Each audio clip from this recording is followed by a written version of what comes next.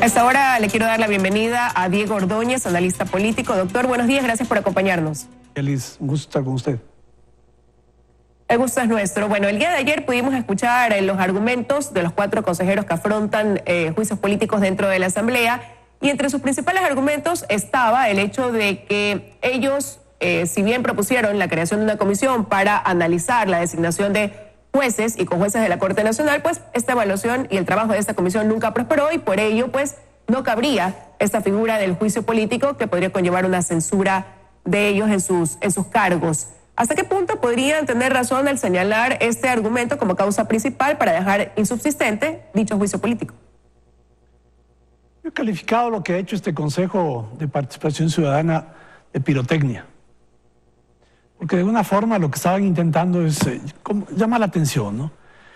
Intentaron también, por alguna manipulación política, el que se revea aquello que hizo el Consejo Transitorio, fundamentalmente en cuanto a las designaciones. Esas designaciones que fueron particularmente perjudiciales para el correísmo y su intento de permanecer impune frente a los actos de corrupción. Lo que hizo el Consejo fue un primer paso. En este Consejo actual, presidido por Tuárez, fue un intento en ese sentido, fue orientado en ese sentido. Y lo de fondo, Liz, me parece que no es quedarnos exclusivamente en lo episódico, sino enfrentar el problema fundamental, que tiene que ver con la estructura, la existencia de este Consejo de Participación Ciudadana, y que el sector político, los sectores de la sociedad, los sectores legislativos, avancemos en proponer ya una alternativa para modificarlo o eliminarlo. Me refiero al Consejo de Participación Ciudadana. De manera que lo de fondo, lo estructural, quede resuelto lo más pronto posible y nos quitemos de encima este organismo, ¿no?, que ahora en lo específico está conformado por personajes, diría yo, pintorescos y de las características que han mostrado en su conducta pública, pero en lo de fondo, ¿no?, tener una organización y una estructura del Estado que garantice que aquellas designaciones de altos funcionarios del Estado no dependa o no pase por la voluntad o la manipulación a 7 vocales que integraron durante los años precedentes este Consejo, y que me parece que para el futuro tienen que modificarlos. Bueno, ahí precisamente la semana pasada el Comité por la Institucionalización Democrática presentó estas preguntas a la Corte Constitucional, donde plantean una reforma parcial a través de la cual se elimine el Consejo de Participación Ciudadana y retome la Asamblea esta función de designar autoridades, pero con ciertos controles, y hablando ya de la aplicación más bien de un sistema bicameral al interior del Legislativo. ¿Podría ser esta la vía idónea para dar paso a la eliminación, desaparición de este organismo? Yo tengo la percepción, pero además creo que se confirma por las mediciones de opinión, que hay una gran mayoría de ecuatorianos que quieren que este Consejo desaparezca, por lo que representó durante el correísmo y por el show que en estos días está mostrando esta mayoría que la integra actualmente. Me parece que lo ideal sería más bien ir por un referéndum, esto es, por tener textos aprobados y no por una consulta que lo que hace es proponer reformas. Por otro lado está la Asamblea discutiendo una agenda de reforma parcial. Entiendo que está en curso el trabajo de una comisión que daría forma a este texto.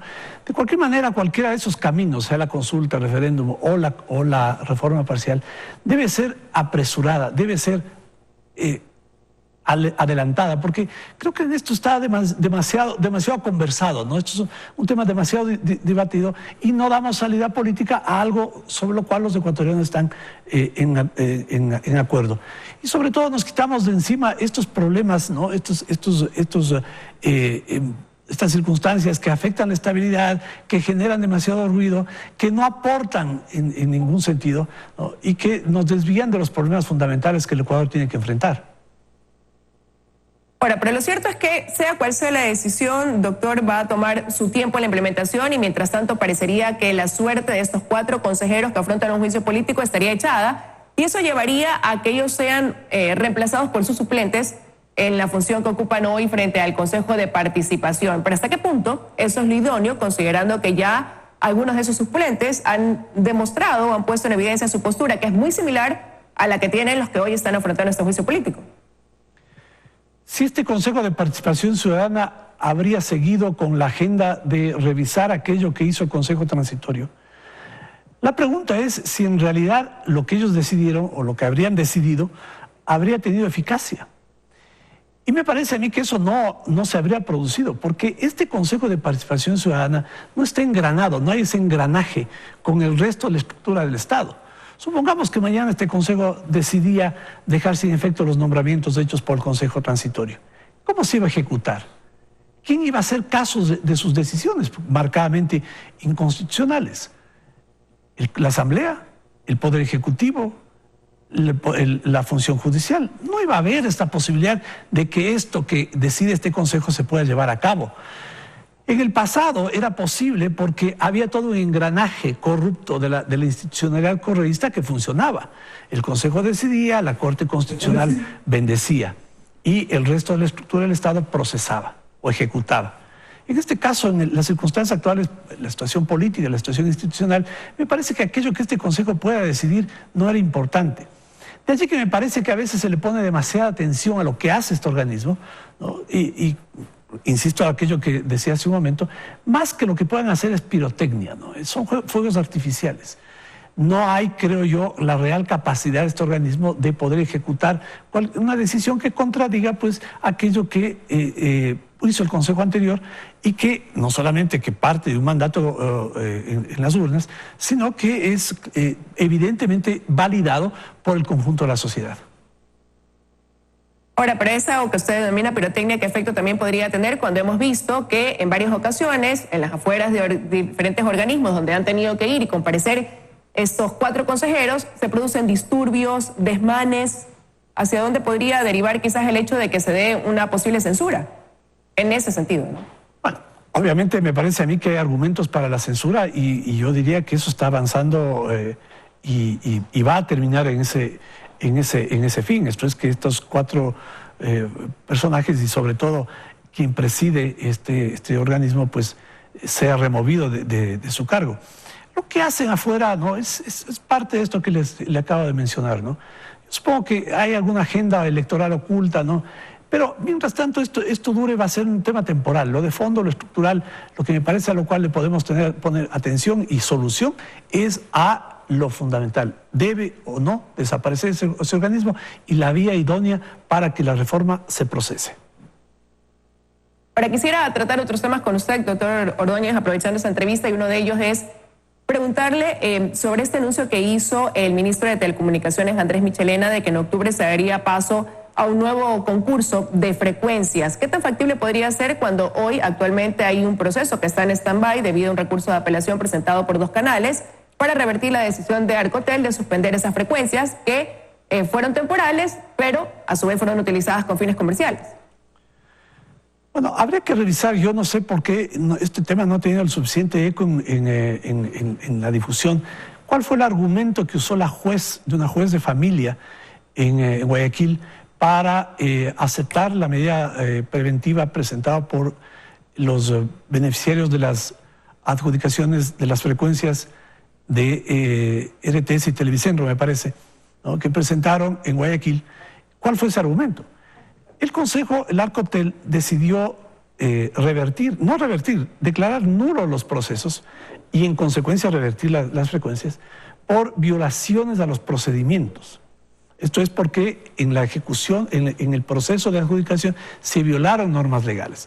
Y de oficio corrige la infracción y nulita el proceso y deja sin efecto la adjudicación de la concesión. ¿Por qué la jueza aceptó el recurso de amparo? Es algo que no he tenido oportunidad de revisar. Pero en todo caso me parece a mí que eso lo que hace simplemente es retrasar la ejecución de la resolución. Arcotel, yo supongo, deberá iniciar las acciones ante el Tribunal Contencioso para poner en vigencia esa resolución. El anuncio respecto... Pero mientras eso se resuelve, ¿qué garantías habría al momento de realizarse un nuevo concurso de que no va a suceder lo de ahora, que haya un empresario que caiga en ese tema de acaparamiento de medios, que es lo que actualmente pues se cuestiona? Bueno, eso es lo fundamental, ¿no? Y sobre todo el hecho de que haya que corregir aquello que se hizo violando procedimientos. Fue notorio el vínculo, ¿no?, de los empresarios de comunicación con anteriores funcionarios del gobierno, en particular aquellos que manejaban la comunicación, ¿no?, que estaban enquistados en Arcotel. Y los procedimientos seguidos, ¿no?, evidentemente se ha demostrado por esta resolución, fueron irregulares, ¿no? Fueron concursos que no estaban ejecutados de acuerdo con la ley. Y eso tiene que revertirse. El Arcotel lo que tiene que hacer es tomar medidas oportunas para que su decisión sea ejecutada. Habrá que ver qué pasa en ese sentido hasta octubre, que se ha anunciado pues, un nuevo concurso de frecuencias. Ahora, en otro tema, en su artículo que publicó el pasado 28 de julio, es urgente tener buenos y honrados jueces. Usted hace un recorrido y mira hacia atrás al gobierno anterior, cómo fue el manejo de la justicia, en ese sentido, la manipulación que hubo de un sistema judicial, y deja ver también cierta preocupación ante la evaluación que se va a realizar ahora a los jueces y conjueces de la Corte Nacional por parte del Consejo de la Judicatura. Y usted dice que lo importante es la metodología que se va a aplicar, que debe ser impecable. Tal y como está planteada, ¿lo es para usted? Antes de contestar esa pregunta, déjeme decirle que tanto como en lo que se refiere a frecuencias, como en muchos otros temas, en particular en la justicia, lo que hizo el gobierno pasado fue perverso. La información que arroja lo que registraba en la bitácora de la corrupción la señora Martínez muestra cómo el gobierno tenía control de los jueces, muestra cómo el gobierno preparaba los procesos. Hubo casos, ¿no?, lacerantes como aquellos del coronel Carrión, del mayor Araujo, ¿no?, que fueron montados desde el gobierno para justificar un supuesto golpe de Estado y un supuesto intento de magnicidio. Y para ese propósito publicitario y político del gobierno, no escatimaron en infamia de armar, de montar, de fraguar casos judiciales y tener jueces capaces de firmar resoluciones y sentencias condenatorias. Esto fue algo que ofendió no solamente la democracia, sino la dignidad de las personas. El Consejo de la Judicatura ha iniciado ahora un proceso de evaluación. Y un proceso de evaluación me parece a mí que tiene que ser, más allá de quienes lo hagan, ¿no?, la comisión de evaluación reúne un grupo de profesionales respetables, está presidida por un caballero del derecho y la política, el abogado Vladimiro Álvarez.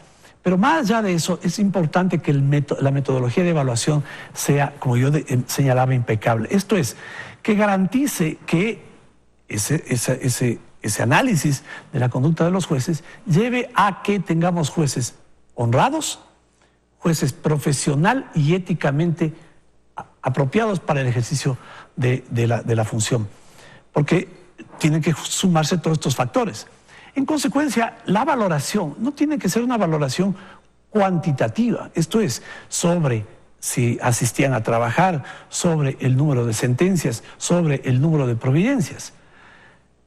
Porque eso no refleja la calidad profesional, académica, intelectual, moral del juez.